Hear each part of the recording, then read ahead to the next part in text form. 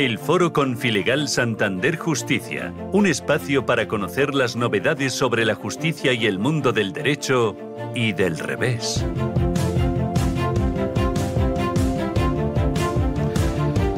Buenas tardes, amigos, soy Carlos Berberi. Hoy les voy a hablar de una injusticia, la que sufrió Roberto Araiz, un pamplonés de 57 años. En 2005, con 42 años, podía afirmar que la vida le había ido razonablemente bien, que incluso la vida le sonreía. Profesional del sector de la seguridad con un largo recorrido, estaba esperando a suscribir el mejor contrato de su vida como coordinador de la seguridad de los pesqueros españoles en el Océano Índico. Divorciado y con 2 hijos, había rehecho su vida con una joven y acababa de tener un tercer hijo, un bebé. Dice John Lennon que la vida es lo que te ocurre cuando estás ocupado haciendo otros planes. Lo dice en su canción Beautiful Boy. Y la vida le ocurrió de pronto a Roberto. Más bien se lo llevó por delante, porque de un día para otro fue detenido y acusado de formar parte de una red de tráfico de drogas. Se pasó un total de 4 años y medio en 8 cárceles distintas, 1.600 días redondeando. Perdió el trabajo, su pareja lo dejó, su reputación profesional quedó hecha trizas, hasta que en 2009 un tribunal de audiencia provincial de Oviedo le condenó a 13 años de cárcel por tráfico de drogas. La principal prueba incriminatoria fue un teléfono móvil que no era suyo, sino propiedad de otro Roberto, como se supo después. En ningún momento se cotejó su voz ni se hizo lo que tenía que hacerse para comprobar la veracidad de sus palabras. Un error judicial del libro, o para ser más exactos, una cadena de errores judiciales. El Tribunal Supremo anuló la sentencia 8 meses más tarde por vulneración de derechos fundamentales y el Constitucional el año pasado estimó su recurso de amparo después de que la Administración de Justicia le hubiera negado derecho a indemnización alguna. Hoy van a escuchar su historia en primera persona y con Luis Tuero, su abogado. Después les vamos a contar por qué es tan importante lo de la renovación del Consejo General del Poder Judicial, a través de 2 personas que lo tienen muy claro: José María Macías, vocal del Consejo, y Alfonso Villagómez, magistrado del Tribunal Superior de Justicia de la Comunidad Valenciana. En Román Palanino, como decía Gonzalo de Berceo en el siglo XIII, en la lengua en la cual solo el pueblo fue a hablar con su vecino.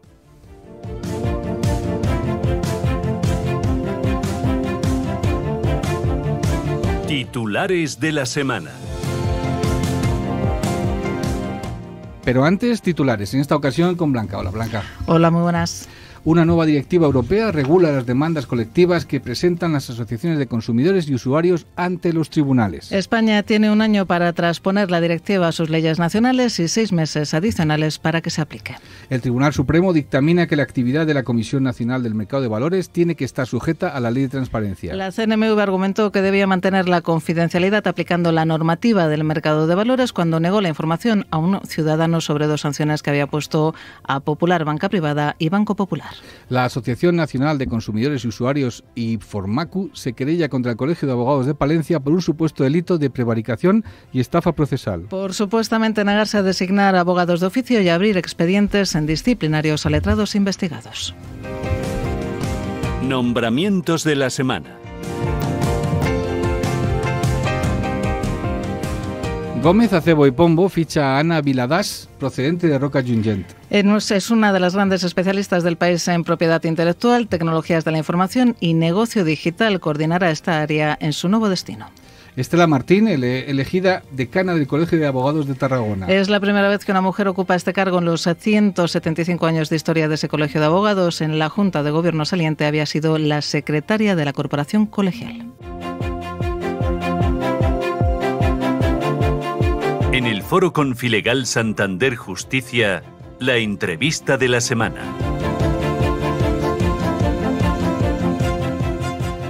Como les había contado, a Roberto Araiz le han robado 4 años y medio de su vida, entre prisión preventiva y una condena por un delito de tráfico de drogas en un caso en el que no tuvo nada que ver. Un error o una cadena de errores judiciales que le han destrozado su vida personal y su carrera profesional y le han dejado marcado para siempre, y no estoy exagerando. Un error o una cadena de errores judiciales reconocidos por el propio Tribunal Constitucional.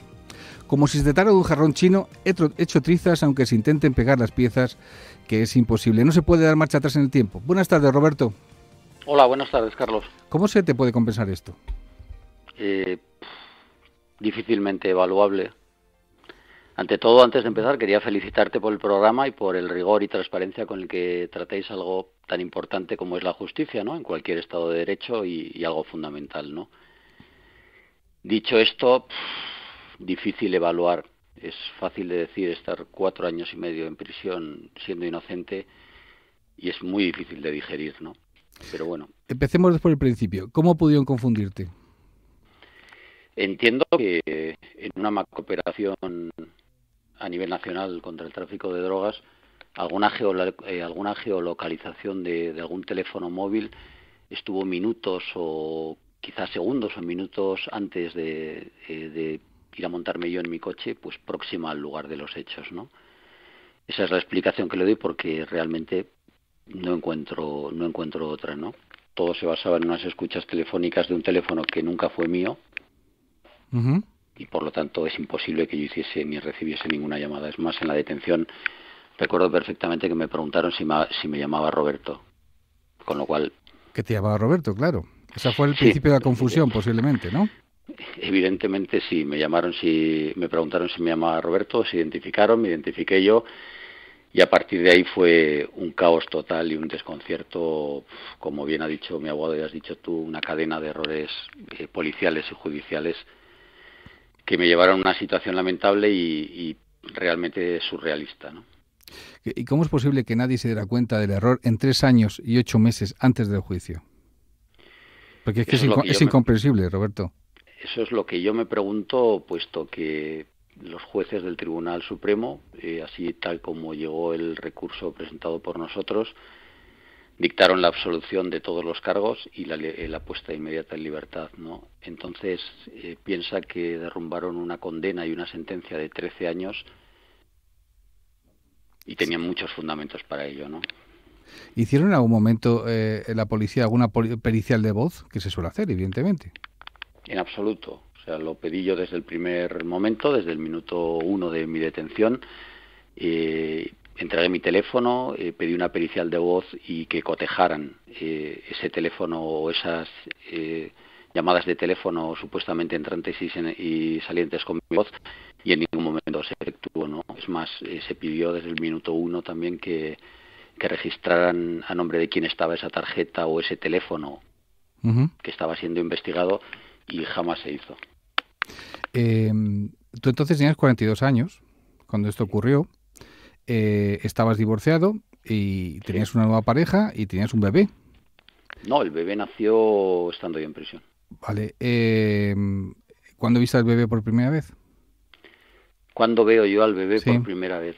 Después del nacimiento, porque estaba preso en la cárcel de Asturias y pedí con antelación el traslado, que tampoco llegó a Pamplona, ya por motivos del registro. Al registrar a un hijo tienes un plazo de unos días determinados, ¿no? Entonces llegué tarde y ahí fue cuando le vi, pero realmente no he podido convivir, ni pude nunca convivir con él, porque me renovaron la prisión provisional a los 2 años y eso, pues bueno, derrumbó y presionó tanto a la que era entonces mi pareja que pudo con ello, ¿no? O sea, te rompieron la vida personal. ¿Y la vida profesional? La vida profesional desde hace 15 años no la he podido rehacer.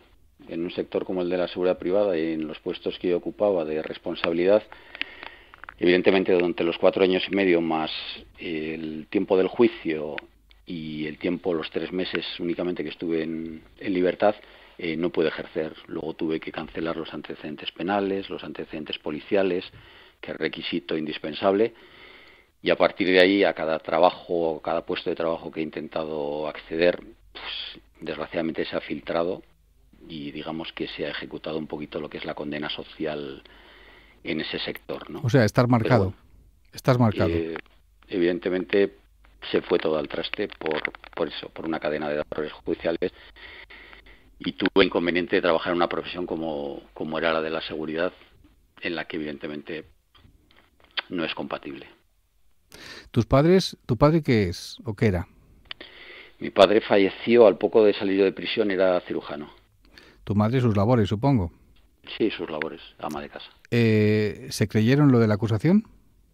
En un primer momento en absoluto, pero con el paso del tiempo fue desgastando todo el entorno familiar, e incluso no diría que llegasen a dudar, pero era tan surrealista y era una estancia en prisión tan larga que, bueno, pues les fue destruyendo y creando unas pequeñas dudas, digamos, ¿no? Luego, evidentemente, todas se disiparon cuando llegó la libertad, pero sí que destruyó mucho el entorno tanto familiar mío como el de mi exmujer. En 2009 te condenan,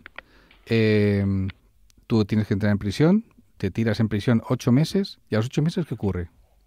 Y a los 8 meses, 8 o 9 meses aproximadamente, tal día como hoy, el 2 de diciembre del 2009, yo había pedido el traslado por motivos familiares a la prisión de Pamplona, que me fue denegado, y estaba en la prisión de Zuera, en Zaragoza. Entonces, aproximadamente hacia las 3 de la tarde me llaman para acudir a los despachos judiciales y viene un agente judicial diciéndome que bueno, que había resuelto el Tribunal Supremo el recurso de casación y que estaba absuelto de todos los cargos y que quedaba en libertad. Por vulneración de derechos fundamentales. Vulneración de derechos fundamentales y por no haber practicado las pruebas que yo había pedido para mi defensa desde el principio. Vale, explícale a la audiencia que no tiene ni idea de cómo van las cosas, en qué consiste esa vulneración de derechos fundamentales y no practicar las pruebas. ¿Qué no hizo la policía? En ningún momento cotejar la voz de las supuestas llamadas telefónicas que implicaban a una persona en un delito y vulneración de los derechos constitucionales a la presunción de inocencia, no haber practicado, solicité un habeas corpus, solicité muchas cosas, ¿no? Entonces, no es que lo diga yo, lo dice la sentencia en la que no había ningún motivo para que yo hubiese estado un solo día en prisión. Tenemos al otro lado de la línea telefónica al abogado de Roberto Araiz, a Luis Tuero, que nos va a explicar justamente por qué es posible que ahora mismo Roberto pida una indemnización. Por cierto, ¿cuánto pides de indemnización? Bueno, en un primer momento llevamos, como bien dice Luis, 10 años de peregrinaje judicial, sí. Y en el 2011 se evaluó todo en una cuantía. Y ahora, hace aproximadamente 8 o 9 meses, la Administración, a instancias del Tribunal Constitucional, nos indicó que personalizásemos y agregásemos toda la documentación posible, puesto que se veían obligados ya directamente por un error judicial a indemnizarnos, ¿no?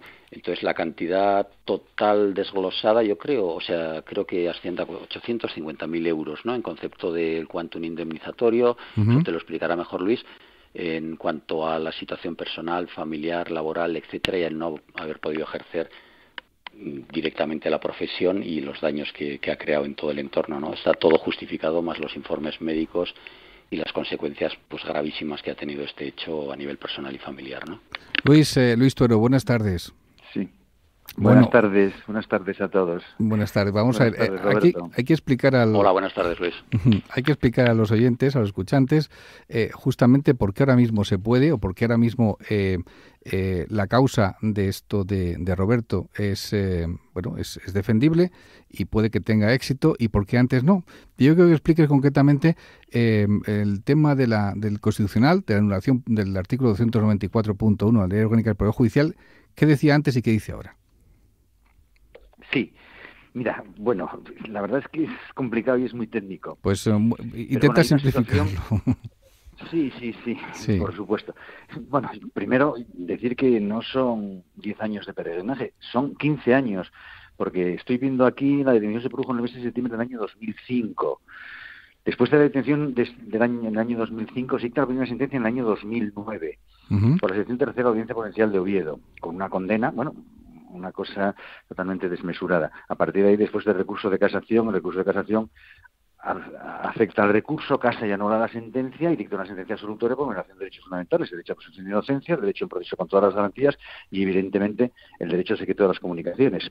Aquello era una cuestión que no se tenía de ninguna de las maneras, ¿no?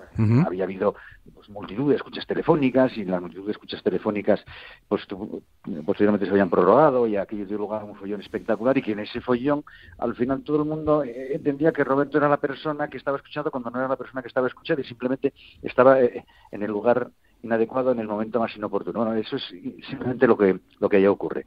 Bueno, después de eso, todo eso se salva con la increíble cifra estamos hablando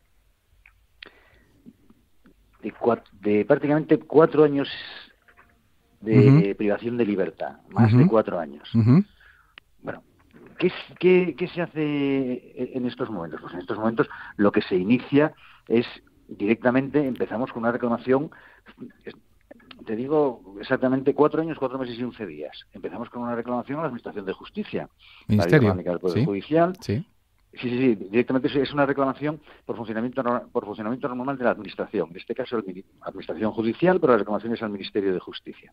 Bueno, pues parece evidente que si hay un error, que si hay una sentencia que se anula, que si hay una violación de derechos fundamentales, que si una persona que estuvo 4 años y 4 meses y 11 días en la cárcel ha sufrido unos perjuicios además aumentados por la situación particular de Roberto, que era guardia de seguridad, que había perdido la familia, que tiene problemas de carácter psicológico, por lo tanto hay que indemnizar. Indemnizar no es otra cosa que dejar indemnes, como si no se hubiese producido el daño. Bueno, pues nos dicen que no. La Administración de Justicia dicen que no, incluso con un informe del Consejo de Estado que es preceptivo.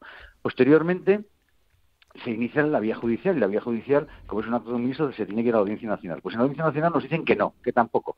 ¿Y por qué nos dicen que tampoco? Dice, oiga, mire, es que en la legislación española es una legislación española muy restrictiva, que solo se indemniza no a todos los inocentes, solo a aquellos que son inocentes cuando se declara la inexistencia del hecho imputado. ¿Ya qué había hecho?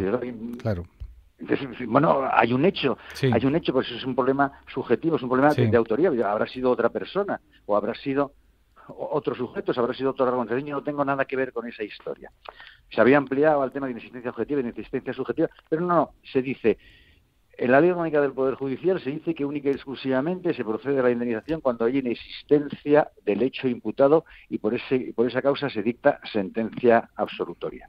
Claro, la sentencia absolutoria no se dicta por existencia de hecho imputado, la sentencia absolutoria se dicta, evidentemente, como todas. Se dice, mire, no hay acusación, no hay prueba, hay vulneración de derechos fundamentales, hay una absolución, y las absoluciones son siempre las mismas. Bueno, pues a partir de ahí tuvimos que ir al Tribunal Supremo, el Tribunal Supremo nos deniega, y al agotar la vía normal, contencioso, tienes que ir después del contencioso vamos al Tribunal Constitucional, y en el Tribunal Constitucional coincidió precisamente el cambio de criterio basada en las resoluciones del Tribunal Europeo de Derechos Humanos, donde se había dado un tirón de orejas a la justicia española y a la administración española, para decir, oiga, miren, las personas que están absueltas a todos los efectos, desde todo punto de vista. No hay unos señores que están más absueltos que otros, ¿no? Este señor es inocente, este señor es más inocente que este otro. Dice, no, este señor es inocente y punto. Y esa es la presunción de inocencia. Y eso tiene que valer delante absolutamente de todas las administraciones, de todas las personas y para todo tipo de procesos. Las personas que son inocentes, al margen de cómo se haya logrado esa inocencia. Total, por lo tanto, la indemnización tiene que ser para todos los que hayan sufrido prisión provisional y posteriormente hayan sido absueltos. Eso es lo que dicta el Tribunal Constitucional. Y eso significa un cambio de criterio, que no sea declarado inconstitucional la parte del artículo de la Ley Orgánica del Poder Judicial, sino que se ha establecido una interpretación acorde a la Constitución, sino todos los inocentes lo son por la misma causa y todos tienen los mismos derechos, lo cual es una cosa elemental de niño de 10 años que lo puede entender perfectamente, porque el Estado español, la verdad es que el Estado español y la propia administración española se porta muy mal. Si hay un error, se reconoce el error y se repara. Y después el error ya se produjo en el 2005. Correcto. Sí. Y después de esa sentencia del Tribunal Constitucional, vosotros volvéis a presentar, evidentemente, la reclamación ante el Ministerio de Justicia. ¿Y qué pasa ahora? El Tribunal Constitucional anuló todo. Anuló la sentencia del Supremo, claro. Anuló la sentencia de la Audiencia Nacional y anuló la resolución del Ministerio de Justicia. Eso es. Por lo tanto, volvemos otra vez a la casilla de salida. Correcto. Y volvemos a la casilla de salida. Y hemos vuelto a la casilla de salida el día 28 del 2 de este año. Y presentamos una reclamación. Una reclamación frente al funcionamiento anormal de la Administración de Justicia, basada en los criterios del Tribunal Constitucional, y dice, tienen que ustedes indemnizarme. Ahora solo se tiene que fijar la cuantía. Tienen ustedes 6 meses para decir cuál es la cuantía. Me solicitan los datos del daño producido y ese daño con la cuantificación. Y eso, bueno, pues viene establecido y se establece en función de las consecuencias lesivas que tuvo esta persona. Evidentemente, estamos hablando de la duración temporal de la prisión, 4 años y 4 meses y 11 días. Estamos hablando del carácter especialmente afrentoso del delito imputado. Yo resulta que durante 5 años de mi vida estuve primero acusado y luego condenado por un delito de tráfico de drogas, por un delito de pertenencia a una organización criminal, cuando precisamente estoy en el lado contrario, y eso me causa una serie de perjuicios, evidentemente, a mi fama, a mi honor. Las consecuencias familiares, laborales, económicas de esa persona. Realmente había sido escolta de cargos institucionales, había sido director de seguridad privada. Estás hablando de algo. ¿Y cómo se cuantifica? ¿Cómo se cuantifica esto? Yo no sé nada de todo esto. ¿Cómo cuantificas esto? No hay ningún baremo, no hay nada. ¿Correcto? No hay baremo. Solo se puede establecer un baremo por el día pasado privado de libertad. Vale. El resto serían. Por eso sí que se puede establecer un baremo. ¿Cuánto vale un día pasado en la cárcel? ¿No? ¿Qué vale? ¿150 euros? ¿Vale 200? ¿Vale 300? Depende de la persona también, ¿no? Depende de la persona. No es lo mismo el presidente de Barcelona, supongo que era un gran, hombre de negocios, ¿o no? Pero eso a los efectos de todas las personas. Al fin y al cabo, el presidente de la Barcelona y nosotros todos somos iguales y todos sufrimos lo mismo y sufrimos las mismas carnes. Otra cosa es que después de eso se amplía la situación a los perjuicios, el dinero dejado de obtener o la fama que yo pude perder. Esas serían las consecuencias personales. Mira, yo a consecuencia de esto me separé. A consecuencia de esto perdí un trabajo. A consecuencia de esto tuve que dejar de pagar la hipoteca y el banco me llevó la casa. A consecuencia de estos he perdido mis posibilidades de hacerse un empleo. A consecuencia de estos he perdido la relación con mis hijos. Ulteriormente, a consecuencia de esto, he tenido que estar luego en un proceso psicológico, psiquiátrico importante. Acreditando, y fijar, evidentemente, toda esta situación de una persona tantísimo tiempo en prisión, sabiendo que es inocente y sabiendo que está peleándose contra unos gigantes y contra un muro y que nadie le da la razón, a partir de ahí se quedan unas secuelas psicológicas importantes que esas se pueden objetivizar y de hecho, bueno, pues aquí de alguna manera también están objetivizados. Entonces, se aprecia esa situación, esos daños morales, esa persona que es conocida dentro de un grupo social, dentro de un núcleo, dentro de una población y que deja de tener, pues que pierde los amigos y que es señalada públicamente, bueno, pues como una persona delincuente. Bueno, eso es terrible, Roberto, pues todavía no acabamos, todavía no acabamos. Sí, a partir de aquí me imagino que volveremos a ver, porque después de esto seguiremos teniendo que ir a la Audiencia Nacional y seguiremos teniendo que ir al Tribunal Supremo. Pero vamos a ver, el Tribunal Constitucional en su sentencia reconoce lo que habéis pedido en un principio, que eran 600.000 euros, y ahora son 850.000 que habéis cuantificado todo esto. Yo no entendí ningún sentido que pasados 15 años... Sí. El Tribunal Constitucional lo que reconoce es que tenemos que ser indemnizados. Ya. Eso es lo que dice. No establece la cuantía. La cuantía tiene que ser establecida por el Ministerio de Justicia. En base precisamente a esos perjuicios que nosotros intentamos acreditar. Entiendo. Roberto... que parece que están claros, por otro lado. Roberto, ¿tú has estado sometido a tratamiento psiquiátrico o psicológico? Sí, yo acudo con periodicidad a lo que es psicología clínica, tratamiento de estrés postraumático, y tengo que acudir, pues lógicamente, por el impacto que ha tenido personal, familiar, laboral y de todo el entorno a lo que es salud mental y psicología clínica de, por supuesto, la sanidad pública, y han emitido los informes, ¿no? Ellos también están estupefactos, puesto que para ellos es un hecho inusual y excepcional, ¿no? Entonces, sí, acudo con frecuencia y tal como me manda la sanidad, pues a todo tipo de terapias. Tienes 57 años. 57. Está marcado. ¿De qué vives? Ahora mismo del subsidio para mayores de 52 años. Simplemente eso. Simplemente eso, en un domicilio familiar, porque evidentemente no llega para más. Pero a todo trabajo que accedí, como te he comentado, desde el 2010, aún no teniendo ninguna queja laboral por efectos de imagen de la empresa y propiamente únicamente por eso, por el pasado judicial, pues no se me han renovado los contratos o no he podido tener acceso real a ese trabajo, ¿no? ¿Y tus hijos? A ver, tienes 3 hijos. Sí. ¿Qué ha pasado con ellos en todo este tiempo? ¿Los ves? Tengo 3 hijos que eran menores de edad, los 3 en el 2005 cuando sucedieron los hechos. La mayor tenía 12 años, el chico mediano 8 o 9 y el otro nació en el 2006. O sea, con el riesgo que también conllevó pues una situación así, ¿no? Evidentemente lo han pasado muy mal, muy mal tanto en el entorno escolar como personal, etcétera, y se recobró la relación con ellos, pero lógicamente ellos, a pesar de 2 de ellos ser mayores de edad ahora, no pueden comprender todo esto que ha explicado Luis, ¿no? Los tecnicismos y cómo no he podido ser indemnizado y llevar 15 años con todo el desgaste que conlleva en cuanto a eso, ¿no? Pero bueno, gracias a Dios, ellos son personas también que han tenido una formación y entienden las cosas, pero les ha marcado evidentemente en lo personal. ¿Hay dinero que compense esta pesadilla por lo que has pasado? Pregunto. Para mí no. Yo, si pudiese volver el tiempo atrás, desearía que me diesen, pero evidentemente es imposible, lo que tenía y lo que era. La vida de uno cambia y uno no vuelve a ser la misma persona. No lo digo yo, lo dijo el otro día mi psicóloga clínica, que las huellas de una situación tan traumática son imborrables.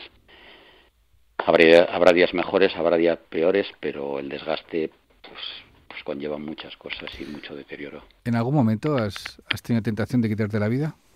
No, sí que en prisión llegué a tener la esperanza en coma. No llego a estar muerta, porque creo que lo peor que te puede pasar en esta vida es tener la esperanza muerta, pero sí que en 4 años y medio vi cosas terribles y estuve en un entorno hostil que evidentemente no era el mío, ¿no? Y gracias a Dios y a la constancia y a la perseverancia y a saber, ¿no?, de que eres inocente, pues al final se solucionó, pero sí que hubo momentos terriblemente duros. El hecho de haberte dedicado a la seguridad, de haber estado con personas muy conocidas, guardaespaldas y demás, yo supongo que era un problema en las cárceles, supongo, ¿no? Porque allí todo el mundo sabe de dónde vienes, qué es lo que haces, qué es lo que has hecho y demás, ¿no? ¿Qué se podía asemejar tu trabajo al de un policía corrupto condenado? Piensa que poco más o menos van por ahí, porque el perfil de una persona que esté, digamos, habituada a delinquir o esté en la cárcel no va a diferenciar entre lo que es un director de seguridad, un escolta, un policía o un guardia civil, ¿no? Entonces yo me tenía que preocupar por mi seguridad y a la vez preocuparme lógicamente por mi familia y por el malestar que estaba creando. Pero fue difícil porque, como bien has dicho, en la cárcel todo se filtra, todo se termina sabiendo, ¿no? Y es un hándicap añadido, ¿no?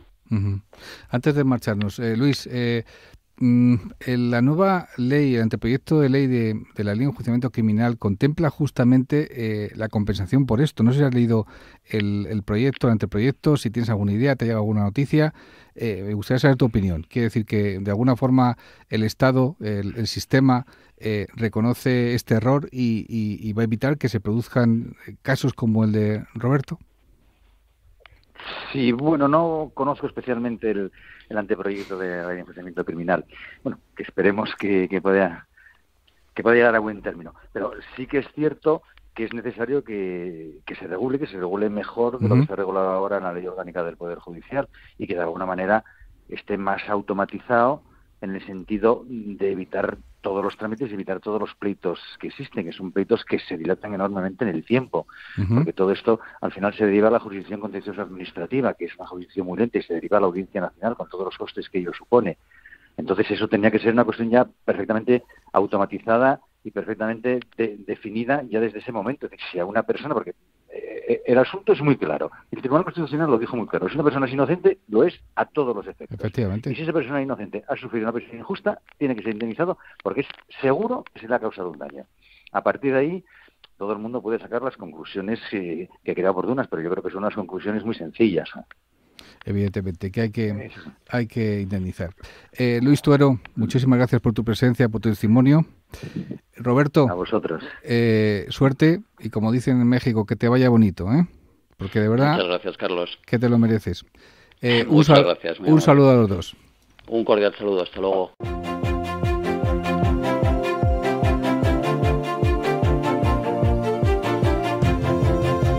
Las opiniones enriquecen y ayudan. Tertulia del Foro con Filegal Santander Justicia.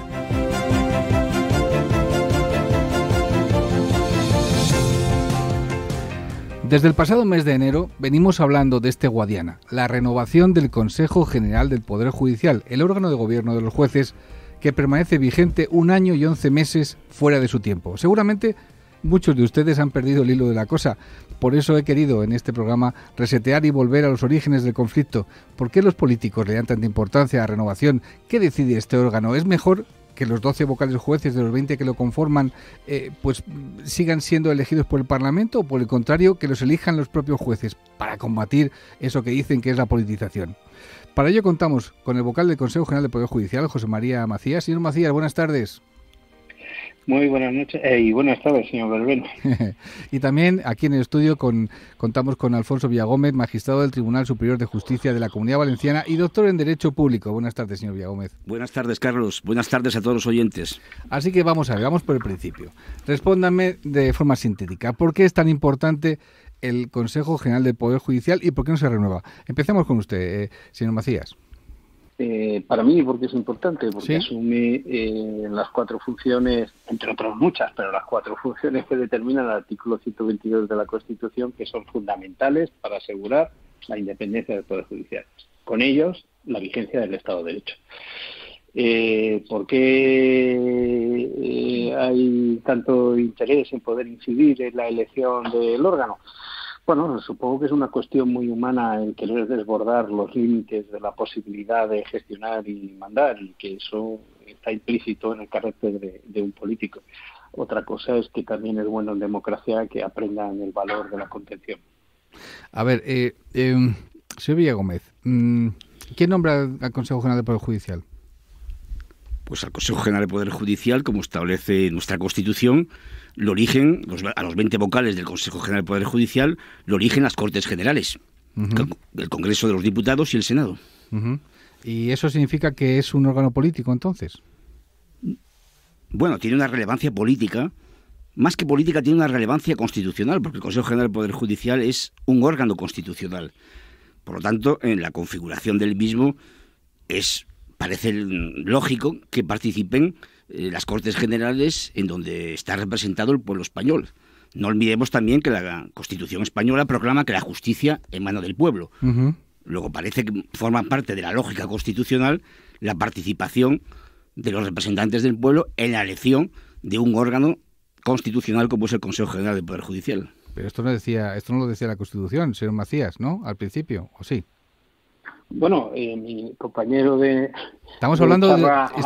un momento. Vamos a ver. El Consejo lo conforman 20 vocales, 8 son juristas de reconocido prestigio y 12 vocales de origen judicial. Entonces, estamos hablando concretamente de los 12 vocales de origen judicial, que son jueces, concretamente. ¿Qué dice la Constitución de eso? Bueno, mi compañero ha hecho una interpretación de lo que dice en el artículo 122 en el párrafo tercero, que no es exactamente literal respecto de lo que allí se expresa. Es una interpretación posible según en su día dijo el Tribunal Constitucional en cierta sentencia del año 86, cuando se valoró si la reforma del 85 era correcta o no era correcta. Dijo que era posible, aunque expresó sus dudas sobre si era conveniente. Yo, sinceramente, creo que no es posible, que esa interpretación que en su día hizo el Tribunal Constitucional es fruto de su tiempo. Quizá ese tiempo no estaba preparado para lo que decía nuestra Constitución, porque, curiosamente, la interpretación que en su día se sostuvo en la primera ley de que las Cortes no debían intervenir en el nombramiento de los 12 jueces, hoy día es la interpretación que se viene considerando que es el estándar europeo necesario que se cumpla para garantizar el Estado de Derecho. Entiendo que el planteamiento de la doble legitimidad que se hace para decir que los jueces cuentan con la legitimidad de los propios jueces porque intervienen en el proceso de nombramiento, preseleccionando a quienes después pueden elegir las Cortes, y después la intervención de las Cortes, haciendo la elección final de entre los 12 miembros judiciales, no es la doble legitimación en la que estaba pensando la Constitución, que efectivamente la tiene. El órgano cuenta con doble legitimación, la de las Cortes, cuando eligen a los 8 juristas, y debía contar con la legitimación de los jueces directa cuando elegían a los 12 jueces. Creo que nos hemos ido del modelo, que nos fuimos del modelo en el año 85 y que eso ha traído los gravísimos problemas que estamos arrastrando desde hace tanto tiempo y que vivimos ahora. A ver, permítame que poner las cosas a punto. ¿Qué funciones tiene el Consejo General del Poder Judicial? A ver, cualquiera de los dos. El Consejo General tiene unas funciones fundamentales.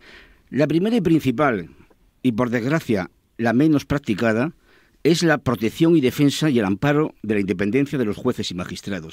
Sigamos.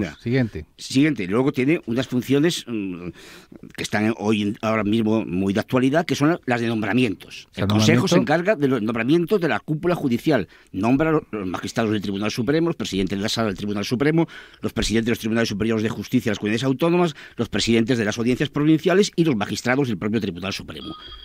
Otras funciones ya más de carácter administrativo, tiene una función muy importante, que es la función disciplinaria, velar por el cumplimiento de los jueces y de los magistrados de su trabajo de acuerdo con las normas y las correcciones que tienen que hacerlo. Esas son, digamos, las funciones. Luego tiene otro tipo de funciones importantes. Informe sobre leyes. La función informativa, informar los proyectos de leyes en los que tenga que hacerlo por la relevancia de la ley que afecte al ámbito de las competencias del Consejo. Pero esas son las funciones fundamentales, ¿no? Vale, entonces, vamos a ver, para que nos entendamos. En el Consejo, desde el Consejo, señor Macías, ¿se pueden dar órdenes a los jueces en la línea de condéname a este o absuélveme a este otro y demás, o no? No, de ninguna manera. De hecho, eso es algo absolutamente contradictorio con lo que es su función. Como bien decía mi compañero de tertulia, vamos a ver, en realidad todas las funciones del Consejo se pueden resumir en una sola. Sí. Vigilar, cuidar, preservar, asegurar la independencia del Poder Judicial. Esa es su función. Después, para cumplir eso, se descompone en una serie de funciones que tienen siempre ese objetivo. El artículo 122 de la Constitución menciona 4. Menciona la de nombrar, la de cuidar de los ascensos o asumir las decisiones sobre ascenso de los jueces, la inspección y la disciplina. Están básicamente ligadas al elemento que yo indicaba de la independencia. Si a un juez lo pueden sancionar desde el Ejecutivo, pues mal vamos, porque si lo hiciera el Ministerio de Justicia, la posibilidad de incidir en lo que él tenga que decidir pues es notable.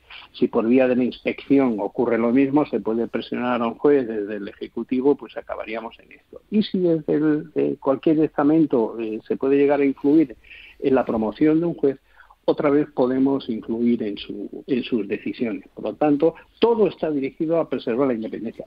Y de hecho, el resto también, incluso otras que de manera más difusa. Por ejemplo, la formación del juez. Pues, dependiendo de cómo se le imparta al juez la formación y la información que recibe, pues desde los cursos a las bases de datos que se le proporciona, todo eso se puede utilizar para intentar generar en el juez un sesgo. Bien, la función del Consejo es intentar impedir que de manera anómala esos sesgos se puedan estar produciendo. Entonces, me decías, desde el Consejo se puede impartir al juez una orden para que haga o deje de hacer, entiéndeme, en el plano de la decisión judicial. Otra cosa es que en el plano organizativo, desde luego a un juez se le pueden impartir órdenes desde el Consejo. Oiga, su horario, usted no puede llegar tarde a las vistas, pero eso no tiene nada que ver con la decisión. La cosa está bastante clara. Desde el punto de vista de la decisión, no se puede influir de ninguna manera. Vale, entonces, ¿por qué tienen tanto interés el PSOE, el PP, Podemos, Esquerra Republicana y no sé si el Atlético de Madrid o el Real Madrid en que se cierre el Consejo o no se cierre el Consejo, se nombre un nuevo Consejo? Vamos a ver, ¿cuál es el problema? Pues tienen tanto interés porque digamos el esquema, el modelo constitucional que yo he intentado explicar de la elección de los vocales del Consejo, de los 20 vocales del Consejo por las Cortes Generales, se ha pervertido. Se ha llevado a un punto que, incumpliendo la sentencia de la que hacía mención mi compañero, el vocal del Consejo, al que saludo desde aquí, la sentencia a la que hacía referencia él, del año 1986, la sentencia 108 de 1986, aún admitiendo la constitucionalidad de la elección de los vocales por las Cortes, advirtió llamó la atención del riesgo que se podía producir si las Cortes Generales en esta elección, cuando llegan las propuestas, no atienden, digamos, a la finalidad de elegir los vocales en sí, 12 jueces y 8 juristas, sino que se centra en un reparto, una distribución, atendiendo a las fuerzas políticas que haya en las cámaras. Con lo cual, el propio Tribunal Constitucional, quiero recordar que hablaba en esta sentencia de que esto es hasta cierto punto irrefrenable en la lógica de partidos, pero que la propia lógica de partidos tiene que tener en cuenta que hay ciertos aspectos, hay ciertos ámbitos de los poderes, como es el Poder Judicial, donde no puede entrar la lucha partidista. Pero la mayor parte, a ver, corríjame ustedes, de los 5.500 jueces que hay en toda España, ¿son independientes o no son independientes? Son independientes, completamente. Es consustancial al juez. Entonces, ¿por qué los partidos políticos... No existe la figura del juez que sin independencia. Entonces, ¿por qué los partidos políticos quieren decidir o quieren influir para meter a gente más o menos Porque aquí estamos confundiendo dos planos. A ver. Estamos confundiendo el plano político del Consejo General del Poder Judicial con el plano profesional, jurisdiccional, de la actividad diaria del quehacer de los 5.500 jueces de España, que son los independientes. El Consejo General del Poder Judicial no es un órgano independiente, ni tiene por qué serlo. El Consejo Constitucional es un órgano autónomo que ejerce todas las funciones que hemos estado mencionando, que se le detraen al Poder Ejecutivo para garantizar la independencia de quienes lo son, de los 5.500 jueces y magistrados que ejercen la jurisdicción, pero no el Consejo General del Poder Judicial. Entonces, cuando se habla de que se atenta a la independencia, no se está atentando. Aquí entramos en el cumplimiento de esta advertencia del Constitucional en 1986, de que hemos entrado en una colonización por los partidos políticos de la distribución de las cuotas, distribución de cuotas entre los partidos a la hora de elegir los vocales, que es lo que no quiere la Constitución y tampoco y de lo que advirtió de este riesgo el Tribunal Constitucional, y que por desgracia en todos estos años hemos caído en él. Señor Macías, a ver, y entonces explíquemelo, porque así lo entiendo yo. ¿Cuál es el problema para llegar a un acuerdo entre PP y PSOE? Los dos son tres quintas partes del Congreso de Diputados y del Senado. En el Congreso de Diputados son 210 diputados, entre los dos suman perfectamente. ¿Cuál es el problema para elegir a los 10 miembros del Congreso y los 10 miembros del Senado? ¿Cuál es el problema? Porque la gente ya se pierde. Mira, yo en la lectura que hago, para mí no es un problema que tenga que ver ni tan siquiera con el propio Consejo o con cómo será el próximo Consejo. Yo creo que es un problema totalmente diferente, que se centra en la situación política general que vive el país, que nos ha llevado a una situación no vivida con anterioridad o no vivida desde hace muchísimos años, prácticamente desde la primera o segunda legislatura, que es la ruptura del bipartidismo y la posibilidad entonces de que haya dos grandes protagonistas que puedan llegar a acuerdos no solo en el Consejo, sino en otras muchas cosas. La dificultad de poder llegar a acuerdos en muchas otras cosas, no solo en el Consejo, yo creo que plantea a los partidos un problema de posicionamiento y de que sean visualizados por la ciudadanía como partidos con unas ideas claras.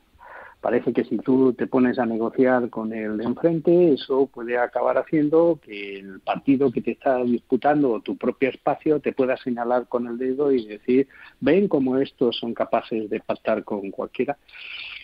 Yo creo que esa es la lectura de los problemas que tenemos hoy día, que no guardan mucha relación. Pero al final es postureo, seamos realistas, es postureo. Bueno, no sé si es postureo, si no lo es. Lo que sí sé es que si nuestro sistema de nombramiento de los vocales fuese otro, sería inmune a ese tipo de problemas. Entonces no nos influiría para nada. Ya. Si a los 12 jueces, como nos están pidiendo desde muchas instancias, Consejo de Europa, Red de Consejos de la Unión Europea, Comisión de Viena, si se les eligiera, que si allí donde hay Consejo, que es lo que nos dicen estas instituciones, donde haya Consejo, un organismo parecido al Consejo, es conveniente que la mayor parte de sus miembros sean jueces, primer requisito. Segundo requisito, que sean elegidos por los propios jueces, sin perjuicio de cómo se elija a todos los demás. Si cumpliéramos ese estándar, sería infinitamente más sencillo hacer las renovaciones, porque la parte judicial se renovaría por el propio funcionamiento del sistema, y la parte no judicial al final no quedaría otro remedio que renovarla juntamente con la otra. O sea, pero eso no es Yo creo que... Sí. Dime. No, digo que sí, claro. que yo lo entiendo perfectamente, pero vamos a ver, la cuestión está en que hay una espada de Damocles ahora mismo. El Partido Socialista tiene un proyecto de ley que puede incluso reducir... Varios, ¿no? Tiene por lo menos dos. Hay dos. Sí, pero un proyecto de ley en el cual decide que si no se llega a un acuerdo, el Parlamento puede elegir por la mitad más uno, con 176, no con la mayoría cualificada. Puede elegir a los... Dice, esto es una locura, todo esto es una locura. Eso además eso contradice claramente la lógica del sistema de la propia elección de los 20 vocales por las Cortes Generales. Porque el artículo 122 de la Constitución, cuando dice que los 20 vocales son nombrados por el rey, 12 entre jueces y magistrados, 4 por el Congreso y 4 por el Senado, por la mayoría de 3/5. Sí, hay que interpretar que son los 20 elegidos por los 3/5. Por lo tanto, esa proposición es, a mi modo de ver, claramente tiene un vicio de inconstitucionalidad. Sería claramente inconstitucional rebajar la mayoría cualificada de los 3/5 para la elección de los 20 vocales. A ver, entonces... Hay una cosa... Sí. Perdona, no sé, me he interrumpido. No, sigue. Mira, antes se lo preguntabas y mi compañero ha contestado y yo lo comparto vamos, de arriba abajo, cuando le has preguntado si los jueces en España son o no son independientes. Bueno, yo creo que pese a todo lo son y mucho. Porque, eso también es cierto, nuestro ordenamiento incorpora todas aquellas garantías, la inamovilidad, desde la garantía económica hasta la subsistencia una vez se jubilan, a asegurar que el procedimiento disciplinario está rodeado de una serie de garantías, que la inspección se desarrolle con una serie de garantías, etcétera. Bien, todos esos instrumentos individualmente permiten contar con jueces independientes que además se lo creen que lo son. Eso es importante. 2. La independencia también se garantiza o se asegura desde un plano orgánico o institucional. Y ahí es donde cobra importancia el papel que desarrolla el Consejo. Y la importancia en una democracia no solo radica en que las cosas sean como tienen que ser, sino que además parezca que lo son. Ya. Entonces, un Consejo General del Poder Judicial alejado lo más posible, no digo totalmente, porque eso no es posible, que siempre va a haber una representación nombrada por las cámaras y eso ya necesariamente vincula con los estamentos políticos, con los partidos. Pero alejado lo más posible del ámbito de la política, proporciona una mayor apariencia de lejanía, de esa posibilidad de influencia, y esa apariencia de quien tiene que nombrar a los cargos judiciales traslada la apariencia de lejanía a los propios jueces. Ya. Si esa apariencia no se produce, pues bueno, se suscitan las dudas correspondientes. Bien, la proposición de ley a la que nos estamos refiriendo lo que hace es romper de arriba abajo la apariencia. La rompe por completo, porque permite construir un consejo que sea correa de transmisión de unas mayorías de gobierno, y eso es lo que no se puede consentir, y además con un agravante que es a mí lo que todavía me perturba más. O sea, la independencia del juez no es un privilegio del juez.